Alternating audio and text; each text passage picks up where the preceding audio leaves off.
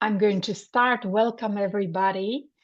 I am delighted to be your host today. My name is Catalina Flore, and I'm an accredited fellow coach with IAPCM.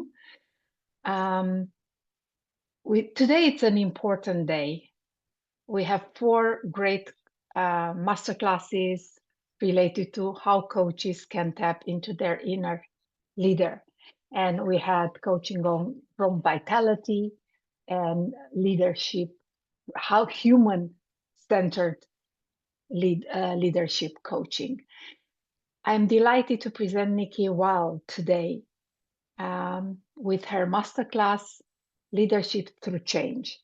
Nikki started her first coaching business in 2009, and she works with executives, high-performing groups, and owner-managed providers of professional services, distressing directors and facilitating teams to play nicely together so that businesses are positive, productive, and profitable.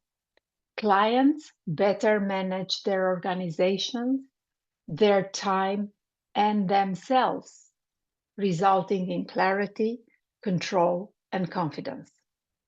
In January 2015, Nikki joined the leadership team of IAPCM and is their head of business of coaching. Today, as I said, we are in for a treat, Leadership Through Change, and you will explore how to build steadiness, focus, and resilience through change, strengthen communication and trust within teams, guide leaders to respond with purpose rather than pressure, and use coaching strategies that create positive, sustainable outcomes, and much more.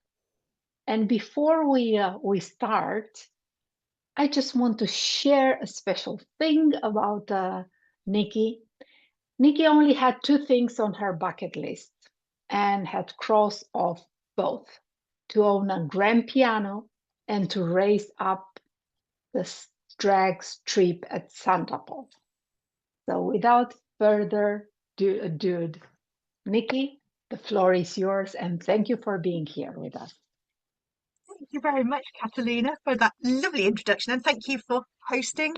Hello, everybody who is watching us on the live stream on the social media platforms, and hello, everyone who is here live with us in the Zoom meeting room as well. It is lovely to spend this, lunchtime as we are in the UK, early afternoon, and whatever time it is, wherever you are watching this.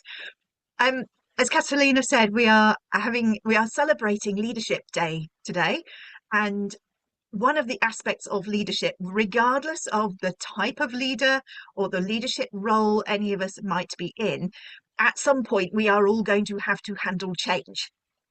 Change is a fact of life, and how we effectively, positively have a good experience with change often comes down to the way in which that is handled.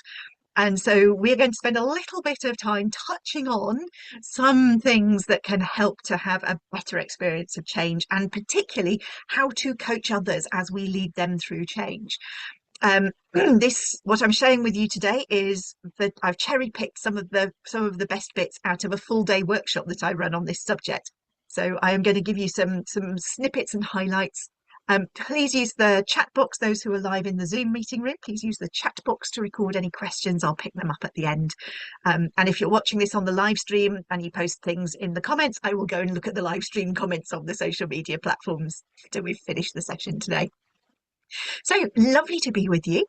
I am going to start my screen share, and hopefully this will work. So as I say, we are thinking about how we lead through change, and we're going to talk a little bit about what in context, what are the reasons why we have to handle change. So some of the types of change that we might be coaching and leading others through, and what sorts of challenges and barriers crop up, why we come across all of those challenges and barriers. And part of understanding the challenges and barriers is understanding the emotions and behaviour that are going alongside whatever the change is. And therefore, how do we coach through that situation in order to gain some buy-in from those who are affected, those who are around us? And then at the end, I'll give you a couple of minutes to decide what is your positive change action plan. So you leave with some things to do to put into practice what I'm sharing with you today. As Catalina said, I am Nikki. I have a background. My last employed role, I was finance director, and a part of that was coaching my team through change and supporting them and leading them through change. So some of the things I'm sharing today are things that worked very well for me in that context and in other settings. So whether you are in an employed position where you are having to handle change, or whether you are coaching others through change, whether it's a work setting, a business setting, it might be in a charity. I co-founded a charity 15 years ago, 14 years ago. And we have seen a lot of change through that.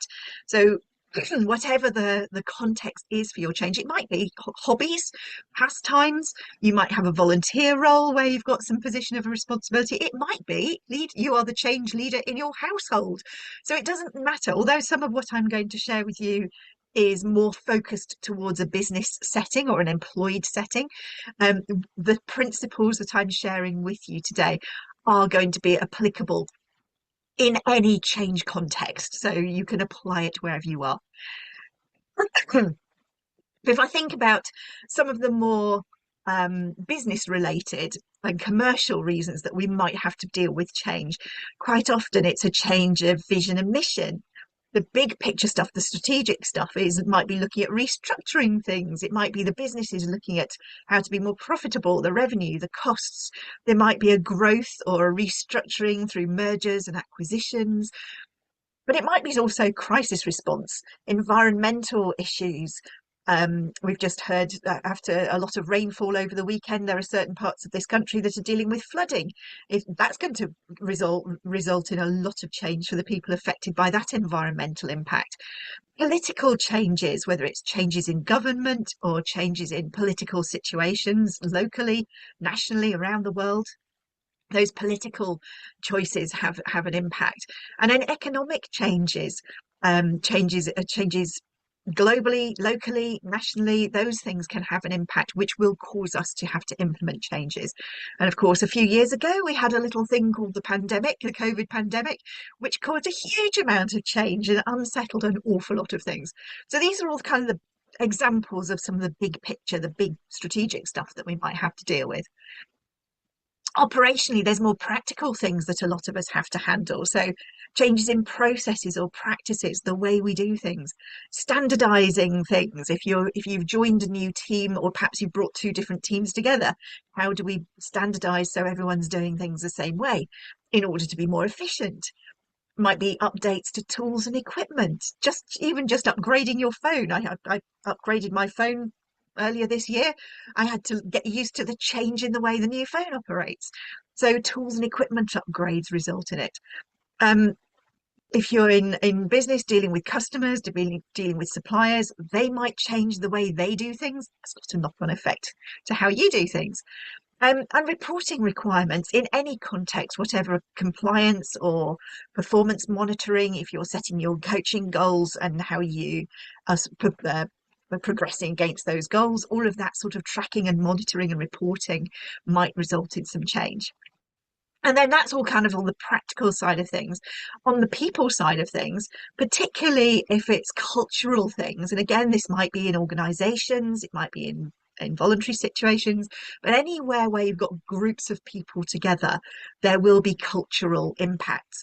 And so we might have to make some changes to deal with different values, to align behaviour with what we require. Might be bringing teams together for collaboration or working together, and we won't all choose to do things the same way, so we might need to change a few things to make that work. Changes to make communication effective, bringing new people in, and then new ideas. How do we incorporate those new ideas? Changes of management will bring different approaches, different changes, and changes in if we have any alterations in personnel, the changes in the team and our colleagues will, by definition, cause some degree of change as things alter. And then from a human resources point of view, particularly in business, there might be changes needing to address if the people are off sick for a lot of the time, there might be something needs to be changed to help with that. If there's a high turnover of staff, is there something culturally that's causing people not to stay for very long?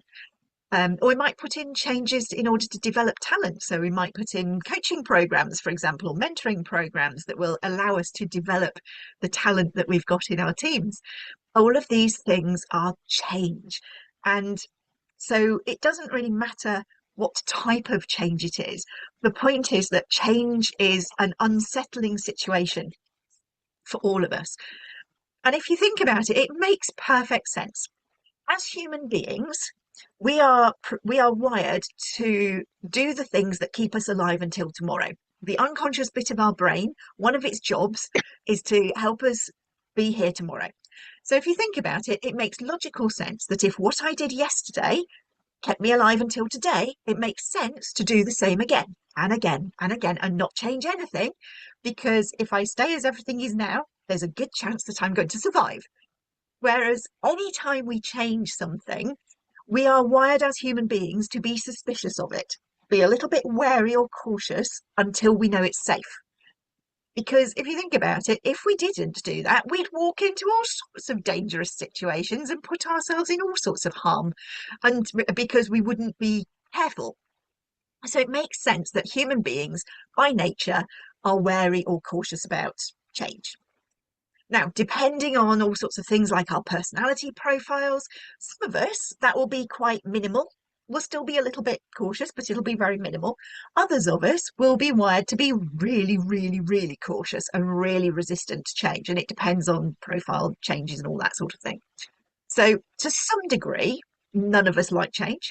But to a large degree, some of us will embrace the adventure. Some of us will be much more resistant. So how do we, if we are leading others through change and coaching them to be able to handle the change well, it's useful to understand some of that that's going on under the surface. So if we are going to go from our current state to where we want to get to, from where we are now to where we want to get to, whatever that is, and then we've set a nice goal, we're moving towards this thing, it's going to result in some change because we're not staying where we are. We're moving to something new, so something's got to change, but we've got all of these barriers in the way that we need to overcome. Some of the root of that resistance is our natural, just that natural self-preservation feeling of I don't like change.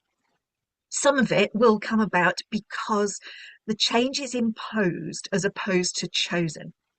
So they say that one of the most stressful things you can do is change jobs or move house. Both of those things tend to be a choice. We choose to apply for a new role or we choose to move to a new property.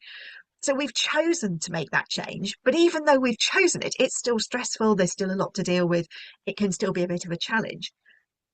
But it was our choice to make that change. If you compare that with a change that someone else has imposed upon us, that feels way, way more risky, way less desirable. We haven't had a chance to get our head around it. So, of course, change which is imposed upon us is going to have more pushback, more resistance than change that we have been involved in selecting. There's also the difference between, I've put incremental versus transformational. So what I mean by that is incremental is little baby steps. I can get my head around just making a small change, doesn't really have much impact on me. Little incremental changes, little step-by-step changes, I can usually accommodate quite easily. So when I was leading my team, if I wanted to make something that was quite a big change, I would break it down into little steps, and those little incremental changes got much less resistance. Whereas if you want to go for transformational change, a big change, something significant, that's a lot further from where I'm starting from. So if I'm going from where I am now to where we're going, the bigger that gap, the bigger the transformation, the more likely there is to be resistance to that change. And then also we get resistance depending on whether it's task related or people related. So some examples I mean by that are the task type of barriers are just practical practical things. So if I'm upgrading a piece of equipment, if I'm buying a new laptop, for example, it's just logistical and practical. I've got to install the new software. I've got to learn, has something changed? How does the new piece of equipment work? How does the new software upgrade? What changes has it incorporated? There's just some practical logistical stuff around implementing the change. We've got to plan, we've got to prioritize, we've got to work out how are we going to incorporate the new change. We've got to work out how do we resource it? Have we got the capacity to manage the change while still doing everything else day to day that's not gone away? So particularly in employed roles, we're expected to incorporate change as well as still do the day job. Very often, if you're installing new systems, you'll dual run the old system and the new system until you're confident that the new system's working well, and then you can turn off the old system. So of course that creates a capacity demand while you're doing two things. We've got practicalities around the targets, the reporting that's required to keep track of the change, and then all sorts of external factors, like I mentioned before, environmental, political, and so on.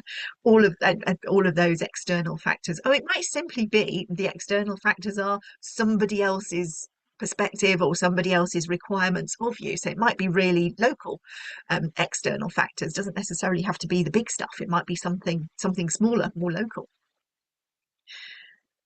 On the people side, as I say, we've got this resistance, which is a natural inbuilt sort of response that all of us will have to some degree. But we're also dealing with people's expectations. How do they fit in? What has past experience been? If we've had a really poor experience of change in the past, of course we're going to resist putting ourselves in that situation again because it doesn't feel great. So why would I replicate something that wasn't much fun previously? Whereas if we've had a really good change experience, we've learned from that, then we're less likely to put up resistance and barriers.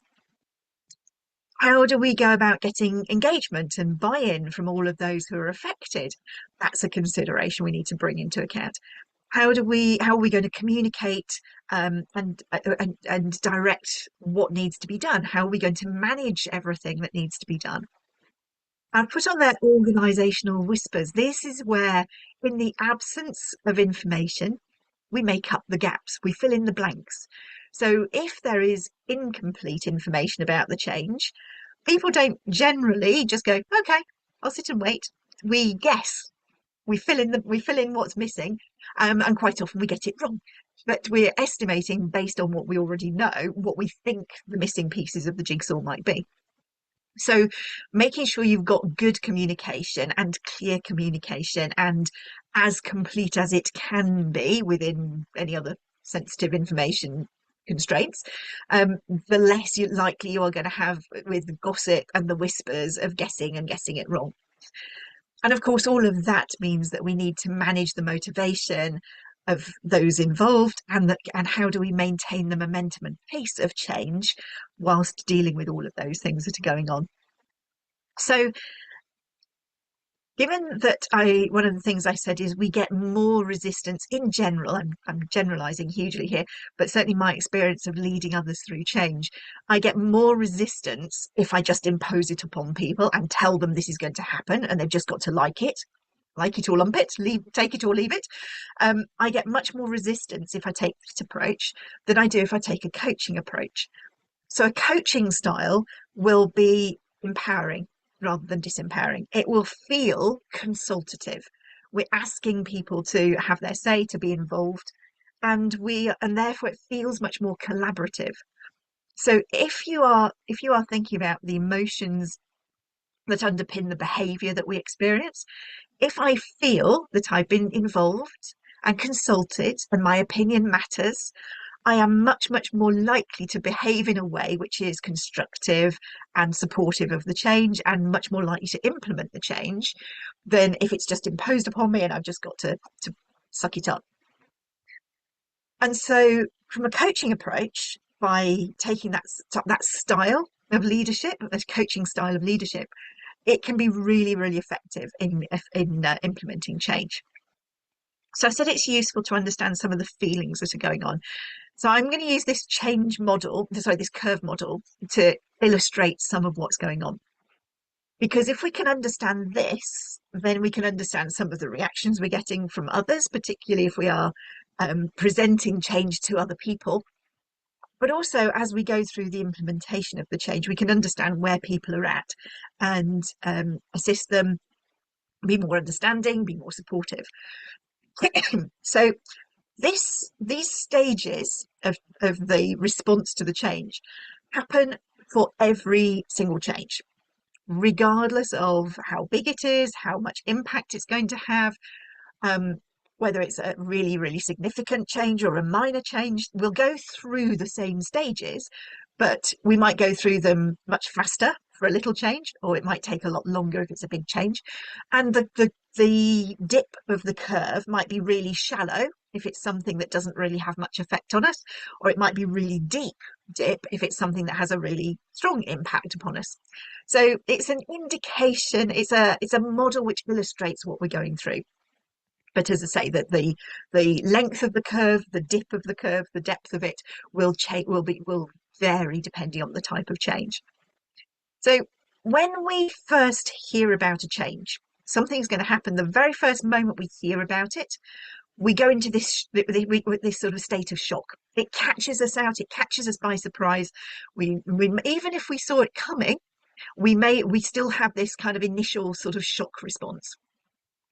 Our first thought is, how is this going to affect me? How am I going to handle it? Can I cope with this? What is this change? How is it going to affect me? We go very, very selfish because, as I said earlier, it's this self-preservation mechanism kicks in that goes, oh, this is a potential threat. This is potentially harmful. How is this going to affect me? So we have to deal with that response within all of us. And then immediately after we've kind of got over that initial receiving the news, then it's kind of like we put our fingers in our ears, we go la la la, I'm going to pretend I can't hear them talking, or we cover our eyes, no, I can't see this change. We basically go into denial and pretend it's not going to happen. We hope if we ignore it, it'll go away. And so they kind of go, no, it's not happening, I'm going to pretend it isn't, it's not going to affect me. And we might be in that phase for a little while, but of course, then we realise it's not going away. It's not. Ignoring it is not going to work. So we then get into this state of frustration, and anger, frustration. Those emotions are fear-driven emotions. It's all from a position of anxiety, worry, concern about how is this change going to affect me? What are the implications going to be? We are fearing that what we know and like is going to be different, and we might be fearing the unknown, or we might be fearing the known. We might not like what we see coming, but it's that fear response that's within us that is causing this anger to be manifested. So if you have shared a piece of change with someone and you got quite an angry emotional reaction from them, chances are it's because this part of the curve is what's going on behind the scenes. Excuse me. And as we wait, what happens is this brings us down to this kind of dip of depression, this dip of despair of, I really, really wish it wasn't going to happen, but it is, and we don't like it, and we sulk, and we get miserable, and our productivity drops, our morale drops. We can potentially, depending on what it is, go into this dip at the bottom and stay there for a while. So some people will wallow in the bottom of the dip and sit there sulking for quite some time. So this, although it says time across the bottom, it's not a linear scale. So it doesn't mean you'll spend exactly the same amount of time in each of these stages. So for some people, they will stay there for a while. Some people will go in and out of it quite quickly and go, okay, fair enough, let's start working with it, because actually it doesn't feel very nice to be there. The only person who's really suffering is ourselves. It's not the people who have brought the change to us. It's us that are sitting and sulking and feeling miserable. And I might wallow in self-pity for a little while if I'm sitting in that space, but actually it's not particularly helpful. So what happens in order to lift ourselves out of that is we start to sort of experiment in our imagination. So hypothetically, if I was to go along with your change, what might that look like? We start sort of experimenting with what ifs and hypotheticals and maybes. So if you hear people using that sort of language, it's an indication that they're just starting to maybe come out of that bottom dip of the curve, to start that adaptation process, the experimentation process. How might this work? What might it look like? Potentially, all of that sort of language is starting to test how could things be. So I love it when I hear those things, because that tells me someone is starting to potentially engage with whatever the new scenario is. And then as we start to experiment and test it and see how it would work, and we start to work out in our own minds how all this slots together, how this works for me and what it means for me, then we get to that decision point where we go, okay, I will take on the new change. We start to go okay with it. And that decision point is where we then start to embrace the implementation. We start to put it into practice. We start to feel a bit more positive. And then eventually we want to get to that point where it's fully implemented. We've accepted the change. It's part of our everyday. The thought of this is good, we might never actually get fully to it is good, but at least we've fully implemented it. So there may still be a bit of nostalgia for the good old days. Do you remember when we hark back to the old ways? But what we're aiming to is get people to the top of that curve as soon as possible. And by taking a coaching approach, what we can do is ask questions. So if somebody is in that bottom bit of the dip, asking good quality coaching questions about, so hypothetically, what if? Have you thought about those sorts of open-ended coaching questions? If you were to adopt this change, how might that work for you? What are the options available to you to allow you to incorporate this change into your everyday? We can use a coaching approach to help people lift out, rather than trying to impose it upon them and tell them what they've got to do. By asking questions, we allow the person to start that experimentation process in their imagination, which starts to lift them back up that curve. So this is why I'm a big fan of taking a coaching approach to change, to, as I said at the start, empower people rather than impose it upon them. So if you're thinking about this and you're thinking about how you lead others through change, if you bring to mind a change scenario, any change situation you can think of right now, perhaps something you're in the middle of or something you've recently embarked upon, where would you put yourself? If you're putting a series of dots on this curve, where would you put yourself right now in relation to that particular change? And where would you put others who are involved? Are there people who are further ahead than you? Are there people who are behind you? You have been thinking about this change for some time, you might be starting to come up the second half of the curve, but the people who've only just heard about it are behind you in that early part of the curve. They haven't gone through the dip of despair yet. And you're all excited and going, this is a great idea, we can implement this and it'll be brilliant because we're going to have this new way of doing things. And all they're hearing is, oh my goodness, I've gone to shop, yet another change. So it's really useful to understand whereabouts in these stages is everybody involved, because that explains the responses and reactions you might be getting. But it also helps you to maybe just rein in the enthusiasm a little bit, maybe walk backwards to those who aren't quite where you are yet, and maybe assist them, bring them through, coach them through to get them to the point you're at where they so see this as a good idea. So it's often worth thinking about, how does where people are on this curve and where relative to you or relative to whoever it is who's initiating the change, as you're leading them through it, how does that impact your professional relationships or your social relationships or your household interactions? How are the relationships being impacted by this change? How is it affecting communication? How are you adapting the communication in order to be effective through this change process? In what way is it impacting your decision making? Are you consulting? Are you having to collaborate more in order to bring people with you, as opposed to making decisions in isolation? How is it affecting how you handle problems? Are you having to incorporate more perspectives from other people? Are you having to be a bit more assertive in the problem handling in order to make it work? And how does it impact your goal setting? If people are feeling in the dip of despair and not feeling particularly optimistic, are they going to be happy to set ambitious, challenging, fun, exciting goals compared with those who are at the acceptance point where they've gone through it and they go, yep, this is all good, I'm in a good space, yes, bring on the next goal. So our goal setting will be impacted by how we feel at various points in that curve. And I said we get one of these curves for every single change. So if you've started implementing one change and something gets adjusted, we don't go backwards up the curve and start again. We have a new curve starts on the back of it. So we're partway through the first change and then we start another curve. And then another change comes along and we start a new curve for that. I imagine it is like a toast rack. And I've got all my curves slotted next to each other in my toast rack. And for each of those curves, I'm at a different point. So I'll be at the start for some, I'll be at the end for others. And so I'll be having different emotions about different changes depending on what's going on and where I'm at for each of those curves. So it can be quite an emotionally charged environment if we've got a lot of changes concurrently. You can also find it's really tiring because we've just handled this change and all this emotional energy is quite exhausting. So that's why you get change fatigue in teams where they've just had change after change after change after change.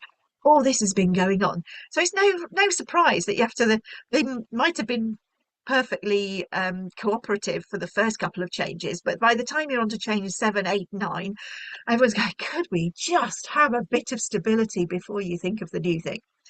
So it is worth bearing in mind. And so if people are procrastinating over it, one of the things I love, I said about using a coaching approach to ask questions to help people to move forward. One of the things that I love is understanding why people are procrastinating, even if they've said they will do something and they're still not doing it. So I call it my SAD model, my SAD procrastination. And it's got these 3 elements of why we procrastinate. So it might be a skills related thing. You've told me I've got this new change coming along, but I don't have the skills to do it. I had the skills to do it the old way. I haven't learned how to do it the new way. So I'm resisting, I'm procrastinating just because I haven't learned it. Nobody's taught me how to do it the new way yet. So I'm going to hang on to my old way, even if it's less efficient, just because it's what I know and it's what I know how to do. You teach me the new way, that might be it. That might solve the procrastination. So skills gaps is one of the easiest things to fix because we can teach people the new things and that's it, done. What takes a bit longer to fix are the avoidance and the distraction. So avoidance is the fear-based thing. So I'm afraid of success or I'm afraid of failure. So I might be avoiding engaging with the change because I'm afraid of the consequences. So I'm worried about if I do embrace this change, I'm what does that actually mean? What are the consequences of that? So I might be avoiding it out of fear or concern or anxiety. And then the third one, the D, is distraction. So I've got skills avoidance distraction, SAD. The distraction is simply things like displacement activity. We're just doing something that's more fun. So I've got loads of things on my to-do list. Some of them are quite enjoyable to do. Some of them really, really not. So I'm going to avoid the things that are not particularly pleasurable, or I'm going to distract myself with the things that I think are important that are more pleasurable. So it might be that this change, if it's on the list of things that are to do, but it's not particularly pleasurable, it might be that we're coming up with displacement activity that we are saying, well, this it's really important that I do this thing instead, or I do this thing first. So as I'm leading people through change, one of the questions I'm looking to resolve is if they are procrastinating, is it because it's down to a skills gap? Are they avoiding something they're concerned about? Or are they distracting themselves with displacement activity? And again, coaching conversation to ask questions to understand what's going on for the other person can really help us to resolve those and work out what solution is needed. Some of you may have come across Robert Dilts' logical levels. This is an NLP model, but it really works well to have in mind when it comes to coaching people through change. So this sort of pyramid, these layers, if you like, are neurological layers, which is what Robert Dilts describes, says that we've got these different layers. So the environment is, where am I doing what I do? Where do I do it? Where do I show up? So if I'm going to coach someone and lead someone through change, where is that change taking place? Is it in the workplace? Is it socially? Is it in their hobbies? Is it in the charity? Is it household? Where is it? So assuming, for example, just to use an example, that this is in the workplace, the environment is where are we operating? And then the behavior is, what do you do? So what is your job? What are your tasks? What are your activities? So you show up and you do these things, this behavior in this place. And we see that. And if somebody is going to have to change what they do, we instruct them to change the behavior, or we work with them to choose what behavior needs to adjust in order to incorporate the new change. And what we might recognize, as I said, there might be a skills gap. So we go up the level to the capability to say, have you got the capability and skills to operate the new way? And so most of the time, most of us are operating at those bottom three levels. That's the stuff that's visible. We can see how people behave. We can see how they do what they do. We can see if somebody's struggling, do they need some skills support? So that's the visible stuff. Most of what I do as a coach, particularly socially, especially in my executive coaching work, most of what I do is working with the top three layers. So people can go on training courses to develop their capability and skills. And we know as professionals, we have continuous professional development, CPD. A lot of that is addressing capability. What I want to do is go up the levels. So I want to understand somebody's beliefs and values. What is their perspective, their beliefs? What do they think about this change? If they're resisting it, I want to understand. So tell me, I'm curious, how does this look from your perspective? How does this look from where you're sat? What do you think is going to happen? What are you expecting? I want to understand those beliefs, because those beliefs are driving their decisions around developing their skills and how they operate in the behavior. So if I can, if as the leader through change, if I can understand what's going on in someone's mindset, then I can help them with the skill set for implementing the change. And then what sits above our beliefs and our values is our sense of identity. So when I think back to what it was like as a finance director, I didn't really feel like a finance director. I just felt like me. I didn't really feel like I put on a sort of mask that said finance director, a facade. But some people feel like they show up and act as if they are acting out a role. I do a lot of work supporting imposter syndrome in executives. And a lot of that is I don't really feel like this role. So we look at their identity and that sense of, who am I? Who do I show up as? Who am I being today? When I walk in, am I showing up as somebody who is professional, or is competent, or is happy, or is motivating, or is positive? What are the labels that we might give ourselves that are the identity that we bring? How are we showing up each day? And then the top level is what I've called purpose, is that sense that we're operating, there's something bigger than ourselves, it's something beyond us. So we're doing something for the greater good. So taking one for the team, for example, if the change is being imposed upon us or brought in a much wider context, we think about what is the impact, or what is the purpose behind it. So it is something that is for something that relates beyond ourselves. So there's a higher purpose at play rather than just something practical. And then if we understand what that motivation is from a higher purpose point of view, then we can check in with, well, okay, so if I believe in this, so for example, I do a lot of work with finance professionals in the NHS. So if some of my coachees or mentees in that space, they believe in the NHS, the National Health Service, the fact that in the UK, we have medical treatment free at the point of need. If you believe in that as a higher purpose, then you are going to be happy to show up as in your role in that organization. So who you show up as and your beliefs and values, you can kind of see that will cascade down. And the suggestion in Robert Dilts' model is that if we want to fix something at any one of those layers, we need to go at least one level above it. So if I want somebody to behave differently, just telling them to do something differently is unlikely to have a lasting impact. I might need to go up, give them some new skills at the capability level. more often than not, what I need to do is go and have a conversation at the beliefs and values level to understand what's their mindset around it, because just telling them to operate differently at the skill set level doesn't necessarily stick unless I've addressed something in the mindset. Again, this is why taking a coaching approach is really helpful when we're leading people through change. So what we do is we have curious conversations. We go in with an attitude of curiosity and we ask questions and listen. So we want to understand, where are you seeing this change impacting?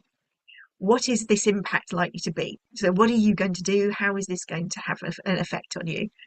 How are you going to implement this change? How will this have you got the skills in order to do what's needed? Why does this change matter to you, either positively or negatively? Why is it something that that we're having this conversation about? Who do you see yourself being as you work through this change? And what else is important in this context? So by asking those really simple open-ended questions, we can get loads of insight from the other people that we are leading in this change situation. And if I've gone through those, if I've had a conversation with someone, a curious conversation with talking about how we're effectively going to implement the change, then I love these 5 really simple questions. Okay, if we're going to effectively implement this change, what are we going to stop doing? What are we going to do less of? Because both of those things are getting in the way. So either stopping it altogether or reducing it is going to help us to be more effective. What are we going to keep? Because if we keep it, it's already something that we need to maintain for whatever reason. And then what are we going to do more of? And what are we going to start or restart doing? And just having those 5 really simple questions, I've used them in one-to-one meetings, I've used them in team meetings, I've used them in team workshops. Really simple questions, but they can really help to tease out some of the thoughts about it. And it's really interesting if I do it in a team or a group setting, because one person might say we need to do more of something, someone else will say no, we need to do less of that. So that can start a really helpful conversation. But asking somebody what are those behavior adjustments to stop, do less, keep, do more, or start doing? They're the doing questions. We've had the who are we being, but this is the what are we going to do in order to implement the change. Gaining buy-in from people, again, it's that mindset stuff, understanding some of what's going on under the surface. The last little model that I'm going to share with you is what I call it my 4 boxes model, because there are 4 boxes. It does what it says on the tin. And to gain buy-in, this is we're recognizing that there's a balance. So if the 2 options are make the change or stay as things are, if we're thinking we are the leaders through this change and we want to take this coaching approach, we've got the decision is, do we stay as things are or do we embrace the change? And we've got these 4 boxes to consider. So this is quite a useful exercise to do before you take the change. If you are the person who is implementing the change, before you take it to others, this can be a useful exercise for consideration. If you're thinking about communication, how are we going to communicate the change? Again, this is a useful exercise to perform. Or you can use it also in a team setting or a group setting or one-to-one with someone to ask them what's going on in these 4 boxes. So we've got pluses and minuses. I've numbered them 1, 2, 3, and 4 because most change scenarios focus just on boxes 1 and 2. If you watch most advertising, what they do is they show you a negative picture of how things are. So box 1, if we stay as we are, these are all the problems. Look, if you embrace the change, if you buy our products, if you do things our new way, you get box 2, which is all the pluses, all the positives, all the reasons. And they try and create this contrast between the problems of staying as where we are and all the benefits of moving to where we want to go to. And they use that as a way to persuade us to make the change. But the trouble is, if we only focus on boxes 1 and 2, we are missing the things that are in boxes 3 and 4. And boxes 3 and 4 are quite often where a lot of the reason behind the resistance to change. So what we want to do in order to tip the balance in favour of making the change, yes, we want to acknowledge what is the cost of living with the problem. So if we don't make this change, these are the problems we are going to incur. If we do make the change, these are all the benefits. So boxes 1 and 2, as I say, and as I say, a lot of advertising just paints the picture of boxes 1 and 2. But what we also want to do is acknowledge what are the yes, but. We're going to make this change. It's all these benefits, but the fears, the concerns, the practicalities, those things that I put, those tasks and those people practicalities, those things that are resistance, we need to recognize and acknowledge what are the barriers that might come up if we do implement this change so that we can address them. So if I'm thinking about presenting a change to someone, if I've thought through what their objections might be, then I can think about how am I going to address those? How am I going to include that in any communication or promotion about it? And also, it's important to recognise box 4. There are some good things about staying where we are. What's the comfort factor, the familiarity, the comfort zone, all the things we like to hold on to because it's familiar, it's easy, we know how to do it. It's all the things that we go, yes, this makes our life easy because it's natural, it's what we've always been doing, it's familiar, it's comfortable. So we need to acknowledge that they're giving up box 4 and they might not want to give up box 4. So if we've taken into account boxes 1, 2, 3 and 4, then what we hope is that box 2, even despite box 3, the combination of boxes 2 and 3, we want boxes 2 and 3 to have a higher perceived benefit or a higher perceived value than boxes 1 and 4 to get together. And that's how we tip the balance for buy-in. We acknowledge 3 and 4 as well as recognizing 1 and 2. So as I say, if you can use that as an exercise to think about how you might implement a change. If you're taking a coaching approach, of course, you're sitting with someone and you're asking them questions. You're asking them, what are their goals? What are their desired outcomes, which is the box 2 stuff. We're asking them for a reality check. Where are you now? Which is boxes 1 and 4. And then we're exploring, if you were to take some of those options for implementing the change that we've talked about, that desired outcome in box 2, what are some of the reality check elements or some of the potential barriers that we might, if we're exploring the options, what might come up in box 3 that we might need to address or overcome or put things in place to be able to get around those obstacles or to overcome some of that resistance. And then we can make the decision about what's our way forward in order to implement this change effectively. So hopefully this has given you some flavour, some insights into how you can take a coaching approach to leading others through change in a way which empowers them rather than just imposing the change. So as you think about putting your action plan together to take away from this session, we remember that it's important to communicate the why as well as the what and the how with change. Simon Sinek, who wrote Start With Why, talks about starting with why, giving the reason, a motivating reason for it.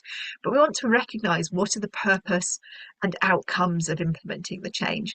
If we can communicate those well, that's box 2 stuff, then we can help to start then aligning people with that new change. And if we take a coaching approach, we want to think, I said about, we've got the what are we doing, those doing questions, the 5 questions and so on, but also who are we being through the change? How do we feel?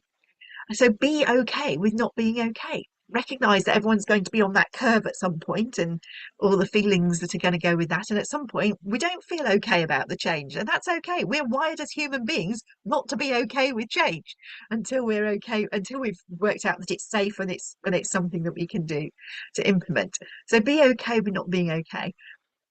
Be aware of what behavior drivers are influencing the responses and reactions you're getting. So recognizing what's behind procrastination, understanding the emotional drivers behind those outbursts that we might get from somebody, and taking that attitude of curiosity in order to ask questions to understand what's going on for somebody. So with all of that in mind, thinking about your action plan, I love this quote from C.S. Lewis. You can't go back and change the beginning, but you can start where you are now and change the ending. So if you are going to change something, some action into practice, now is your chance to, and we've got 10 minutes left of the session to ask questions. What burning question would you like to ask? Is there a scenario you want to ask about? So for those of you who are live in the chat book in the Zoom meeting with us, welcome again. If you want to use the chat box to ask a question, that would be lovely. Those of you who are watching on the live stream on the social media, I will go and have a look at your questions after the session and maybe respond in the text on those. So what burning question would you like to ask with respect to leading others through change and having a coaching approach to that?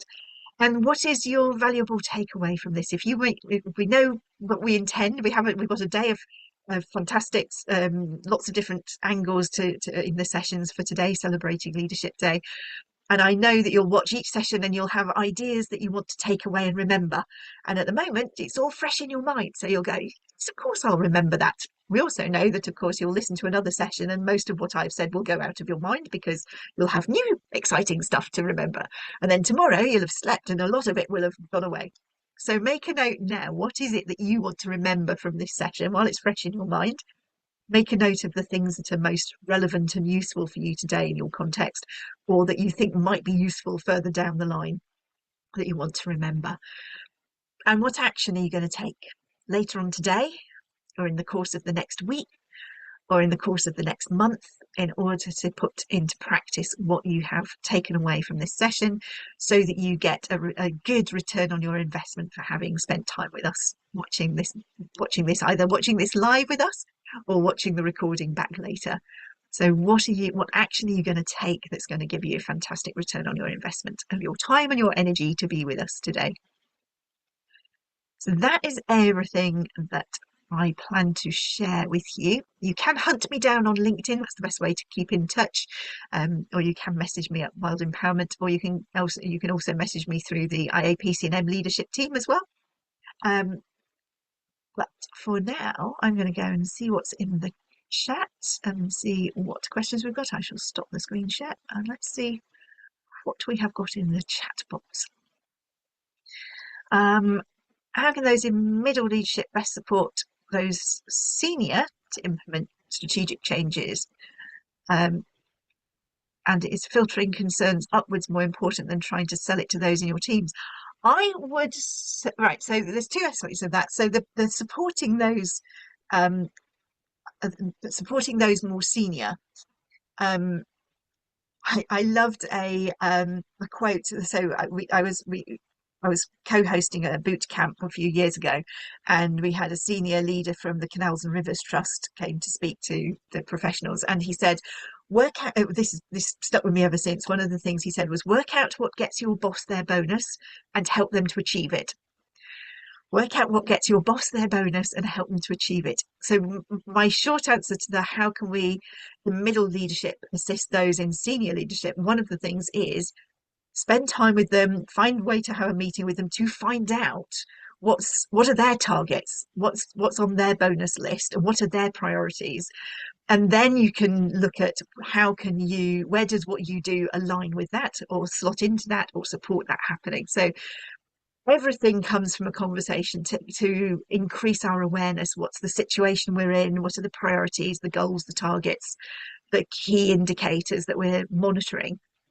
Because if we know that something I'm doing is going to tie into something that the leadership are prioritizing, I'm more likely to get their support to me as well as me looking to support them. So I think it's a two-way thing. But certainly finding out what are their priorities, what are their targets, and assisting them to achieve it is a good start point with that. Filtering concerns upwards more important than selling to those in your teams. They are both important. I wouldn't say one is more important than the other. So a good leader in change will be open and will be listening to the concerns. So they will be asking you to feed concerns upwards. They will be open to that. They will be inviting those concerns. I'm also aware that a lot of people in leadership have never had any of this training, so are not necessarily open and listening and wanting that consultation or that collaborative approach. So I'm aware that for some it will be easier than others. But hopefully, if you are getting a good relationship upwards, then you have got the opportunity to feed concerns upwards, and that will be welcomed. Similarly, selling it to the selling the change to the teams. Selling is kind of so this is my take on it. Selling is kind of a little bit like imposing it upon them. We're kind of trying to persuade them and influence them. So what I find is using those 4 boxes as the approach to selling the idea of the change to them. I prefer a collaborative approach if I'm going to have the team on board, rather than me trying to convince them through logic or argument or persuasion. So the more collaborative I can be, the more likely it is to go easy, and they'll sell it to themselves rather than me having to persuade them. But both of those things are going to be important. If it's going to be implemented effectively, we want leadership to be aware of what the concerns are so that those concerns can be addressed. And some of those concerns might actually be quite useful to bear in mind in the implementation. And we ideally want the team to have the buy-in so that the implementation goes much more smoothly. So I hope that has answered your question. So thank you for the one in the chat. And then how can we best support team members who are very good at what they're doing and have been doing for a long time to embrace the change? Let's not fix what's not broken. Absolutely, we get that a lot. So as I say, in those 4 boxes, box 4 is that it ain't broke, don't fix it. So don't just change things for the sake of change. And actually, there's a lot of sense in that. If it is working, then then you do need to address why are we messing with it if it always already works. So the best way, so there's a few ways to support the team members in that situation. One is to recognize that they are going to go through those feelings in that change curve that I described. So understanding where are they at the moment in those stages and having a conversation to support them. Understanding, using those neurological levels, so that curious conversation. So if they are let's not fix what's not broken, ain't broke, don't fix it, that's a belief that sits in the mindset. My mindset is we don't need to change it because it's not broken. So having a conversation to understand the reason why, and to help them to change their beliefs around it. So yes, from their perspective, it might not be broken, but they might just be seeing quite a narrow part of what's going on. So they might be unaware that although this little bit works for them, in a bigger picture, in the wider context, it causes problems elsewhere because something else needs it to be developed or to move on or to be upgraded. So whilst it might seem okay from their perspective, when they look at it from a bigger picture perspective, so that belief, changing the mindset, changing the view, we can help them to understand that the reason for the change is to assist something that's either longer term or future proofing their roles or whatever that might be. So a lot of it comes down to communication and not assuming that everybody understands or will make the same logical leap of understanding. So quite often I will spell things out more simply and more clearly, to make sure that everybody has caught up with the same information if we can.